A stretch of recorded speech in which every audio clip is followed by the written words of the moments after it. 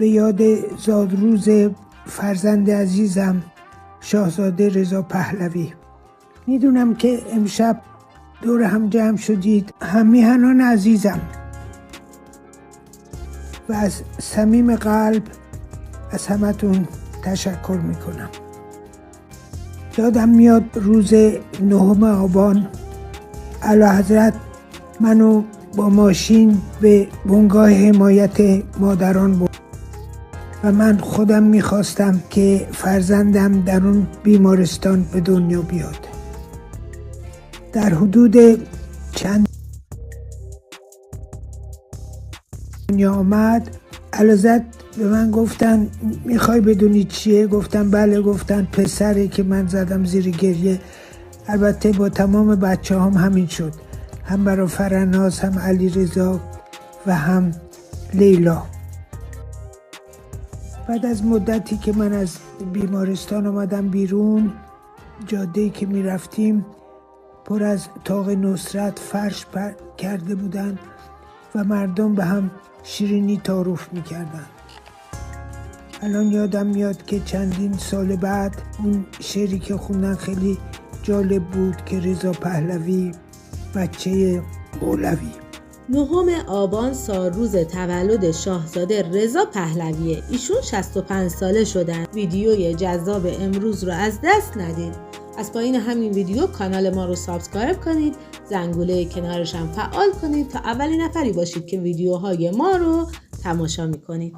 اما حالا بیایید با هم بریم عقب‌تر، خیلی عقب‌تر، به سالهایی که برای ولیعهد ایران رضا پهلوی تولدی با شکوه گرفته بودند و داشت آینده شاهنشاهی ایران شکل می گرفت.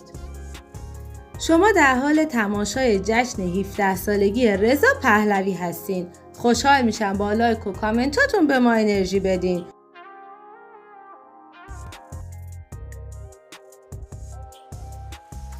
تولد رضا پهلوی پسر شاه یک اتفاق بسیار مهم برای خاندان پهلوی و شاه ایران بود.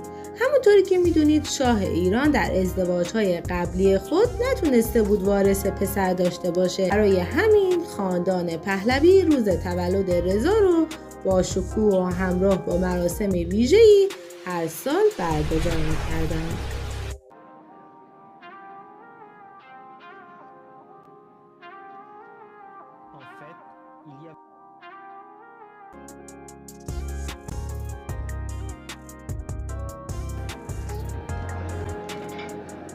وقتی رضا پهلوی تنها 6 سالش بود به کاخی در مجموعه نیاوران وارد شد.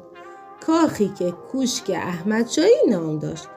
فضایی کوچیک و تاریخی داشت. در اونجا تحت نظر یک معلم فرانسوی به نام مادموزل ژوئل و چند آجودان آموزش دید.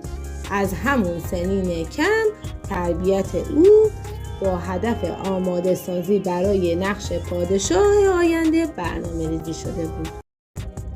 با رسیدن رضا به 13 سالگی محمد رضا شاه شخصا به او خلبانی رو آموزش داد. در 23 اسفند 1356 رضا پهلوی اولین پرواز انفرادی خود با جنگنده F5 رو انجام داد. تجربه‌ای که نشون میداد علاقه او به هواپیما و پرواز از همون کودکی در او شکل گرفته بود. رضا پهلوی از کودکی با محیط‌های رسمی و تشریفاتی آشنا بود. مادر شهبانو فرح نقش پررنگی در تربیت فرهنگی و تحصیلی او داشت که ولیعهد از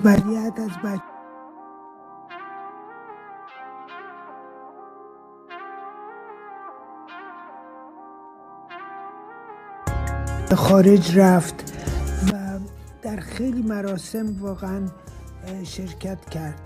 بعد که تحصیلاتش در ایران تمام شد رفت به آمریکا برای خلبانی، یه پایگاه نیروی هوایی آمریکایی که البته خلبانی هایی که امشب میون شما هستن یادشون هست که ایشون چقدر علاقه داشت به خلبانی و از 16 سالگی سولو شد.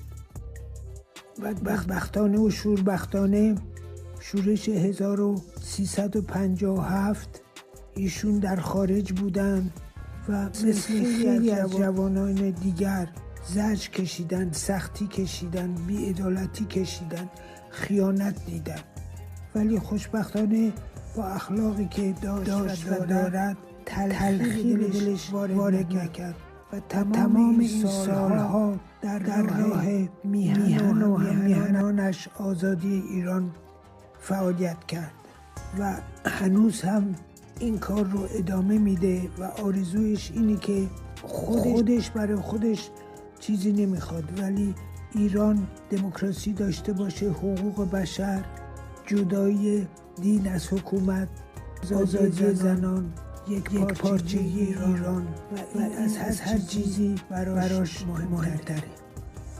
این روزو به خودش و خانواده عزیزش از صمیم قلب تبریک میگم و برایشون آرزوی سلامتی و موفقیت، پیروزی و خوشبختی دارم.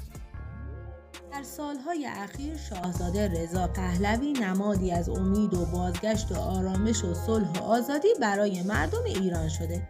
بسیاری ایشون رو پر سیمرغ ایران مینامند که نمادی از دانایی و رستاخیزه که اگه بر خاک ایران بشینه جان تازه‌ای به کشور میده. ما هم برای ایشون آرزوی سلامت و موفقیت داریم. با لایک و کامنتاتون به ما انرژی بدین. کانال ما رو سابسکرایب کنید. لطفاً زنگوله کنارش هم فعال کنید تا اولین نفری باشید که ویدیوهای ما رو تماشا میکنید. یک وجب از این خاک جابجا بشه، اون ایران دیگه ایران من نیست.